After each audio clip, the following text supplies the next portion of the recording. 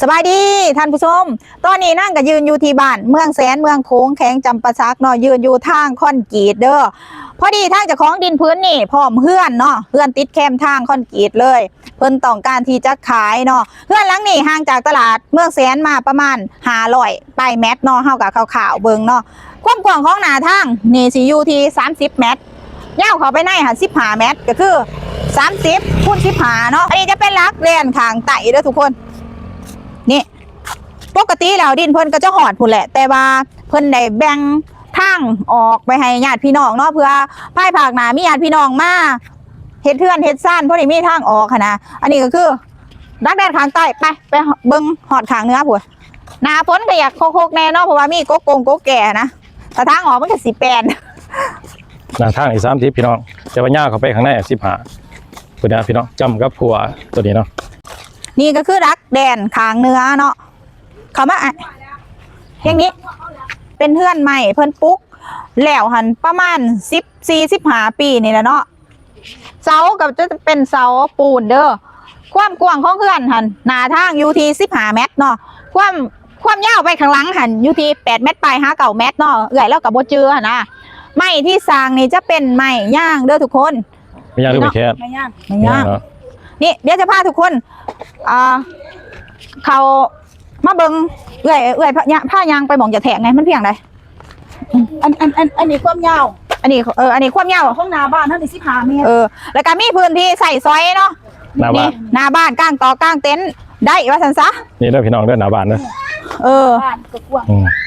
หน้าบ้านก็กว้างอยู่ข้างเฮือนข้างใต้เนาะจอดรถก็ได้ 2-3 คันเด้อพี่น้องนี่ไผที่มีรถบรรทุกค่ะนะก็จอดได้เพราะว่าเพียงใดแล่นแดนมาพี่15 เมตรเพียงนี่ย่างมาอดใส่ย่างลงไปฮอดนะเด้โตว่าเพิ่นขี่ไปแต่ว่าพี่อันนี้ความกว้างอันนี้ความกว้างลงมาใส่ว่าคือบ่เห็นเดี๋ยวขี่ไปทางนี่แหละเพียงนี่เพียงนี่ก็คือวิทย์มีหลังบ้านน้อยนึงมีหลังบ้านน้อยนึงเนาะนี่ก็คือเป็นเจ้าของเฮือนเด้อพี่น้องเพิ่นอยู่ประเทศไทยเพิ่นกลับมาเพิ่นบ่ได้อยู่เพิ่นเลยสิขายออกไปขึ้นไปเบิ่งเทิงเฮือนอันนี้ร้านค้างเด้อพี่น้องเด้อเดี๋ยวแม่สิพาทุกคนเขาไปเบิ่งข้างในว่าเพื่อนกว้างวะขึ้นไปนำกัน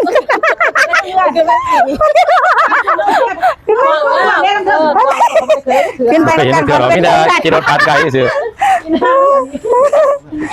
ไปใส่เกลือขึ้นเลยได้บ่นี่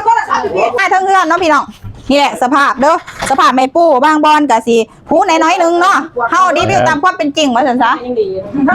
เด้ทำไมกว้างได้มาบ่เดี๋ยวสิว่าตัวซื้อตัวขายอีกประตูนี่ก็สิเป็นประตูรุ่นเก่าดีได้นี่ประตูใหม่ตัวนี้แพงเด้ใหม่ตัวนี้ไม่แพงบ่ไม่อีหยังล่ะไปซื้อตัวนี้ประตูโอ้ใหม่ทั้งในนี่ยังดีบ่ได้เด้อพี่น้องนี่ข้างใน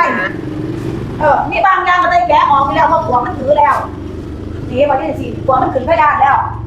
อย่างเขาเห็นมาสวยเพราะเพดานใช่ไหมเขาบอกเอาดอกพ่อได้แกะที่มีแล้วมันบอกเขาต้องการแต่ใหม่ใช่ไหมเขาใส่จะต่อไฟนี่ได้ไฟห้องหุงดูนี่ข้างในก็กว้างเติบเนาะอันนี้ก็ห้องนอนเปิดบ่หาเลยโอ้นี่ยังดีเลยมันรวมกันอะไรเขาแม่เขาเปิดไฟก็พาทุกคนเขามาเบิ่งภายในห้องนอนเนาะสภาพใหม่อยู่ข้างในนี่ก็คือยังดีเบิดเลยเนาะทุกคนต่างแต่ว่าขึ้นมามองทางขึ้นนั่นแหละไม่แป้นสีผู้น้อยๆนึงแต่ว่าข้างในเฮือนนี่ไม่แป้นไม่แป้นปูนี่ก็ดีเบิดเลยมาเบิ่งน้ำกันให้เห็นเนาะเสียดายแต่ว่าบ่ได้อยู่แล้วมีไงแมงมุม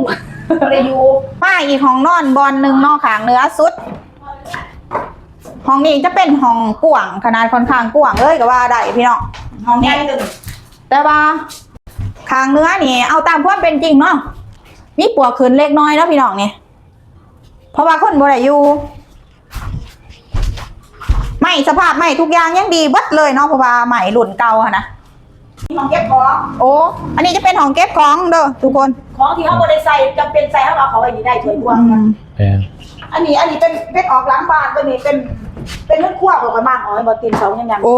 แต่ก่อนมองนี่เป็นเรื่องครัวเนาะแม่นมันสิโต๊ะพักลงไปนี่เป็นเรื่องครัวโอ้ข้าจันดินหันก็เกยเลยไปหันน้อยนึงเนาะแม่นอยู่เพียงหั่นล่ะที่คอยวัดแถวไปหั่นล่ะเพียงเลย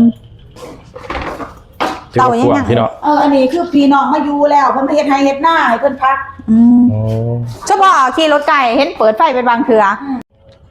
นี่คือโซนภายในเด้อพี่น้องเด้อ บางคนก็จะถามว่าสภาพข้างในนี่ยังโอเคอยู่บ่เนาะว่าแม่นเนาะสนับข่อยเขาว่าโอเคแฮงเนาะเฮือนดังนี้พี่น้อง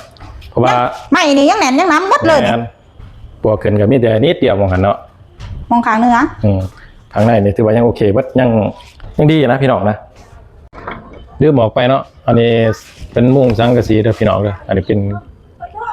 เขาเอิ้นใบสังว่าคือค้างเนาะ คือข้างสภาพยังดีหมดเลย ยังดีเบิดพี่น้องเอ้ยนี่อยู่ใกล้ๆคอยผู้ปกครองนี่แหละนี่ พื้นข้างล่างเสาข้างล่างหันบ่ต้องห่วงว่ามีปวกเนาะเพราะว่าเป็นเสาปูนอำนวยความสะดวกก็คือเพิ่นจ่อน้ำบาดาลเนาะพี่น้องแล้วก็ไฟพร้อมใส่งานแล้วก็มีห้องน้ำแต่ว่าห้องน้ำหันถ้าคนใดซื้อแล้วจะมาอยู่ชั่วคราวไปก่อนหั่นนะก็สามารถแบบว่าใส่จนกว่าทางเอื้อยเพิ่นจะมีโครงการแบบว่าเฮ็ดถอกเฮ็ดทางหรือว่าเฮ็ดเฮือนเฮ็ดซ่านเนาะก็คือตัดออกไปว่าซั่นซะแต่ว่าถ้ายังบ่ทันมีโครงการก็สามารถใส่ห้องน้ำไปฮอดยาวนาน5 ปี10 ปี20 ปีก็ว่าได้เนาะ ก็หมายคือของน้ำแล้วบ่ได้ให้ บ่ได้ให้ห้องน้ำแต่ว่าผู้ใดมาอยู่ก็คือสามารถใส่ได้แต่ว่าบ่ได้ให้หั่นนะให้จะอยู่ให้จะใส่ไปก่อนซ้ำเรามีเวียกสิเฮ็ดเทือนเฮ็ดซ่านมื้อหน้าว่าซั่น เพ ซะ ราะว่าตรงนั้นเขาจะทางเขาไปสวนเขา แม่น เขาไปหน้าเขาพี่น้อง แม่นความเหมาะสมเนาะพี่น้อง1อยู่ใกล้ตลาด2หน้าทางคอนกรีต3ก็คือแบบว่าคนเขตบ้านกอบ้านดอนอยากมาอยู่บ้านใหญ่ไก่ในเมืองไก่ตลาดไก่ห้องหมดห้องหมอเนาะก็มาเบิ่งได้เด้ออยู่หน้าเฮือนซะแล้วเนาะแม่ค้าขายสินหมูเฮาพี่น้องนี่ต่อหน้ากันเลยราคาอยู่ที่600,000 บาทเนาะพี่น้องใครเบิ่งคลิปแล้วก็ฝากกดไลค์กดแชร์ออกไปเด้อเพื่อมีเจ้าของคนต่อไปเพิ่นได้มาขอบมาคล้องเพิ่นถือตาต้องใจเพิ่นอาจสิมาซื้อเนาะนั่นก็สิได้ปิดคลิปไปก่อนเนาะเบิ่งคลิปแล้วก็นี่เลยพี่น้องอย่าลืมอีกเทื่อนึงเนาะสบายดี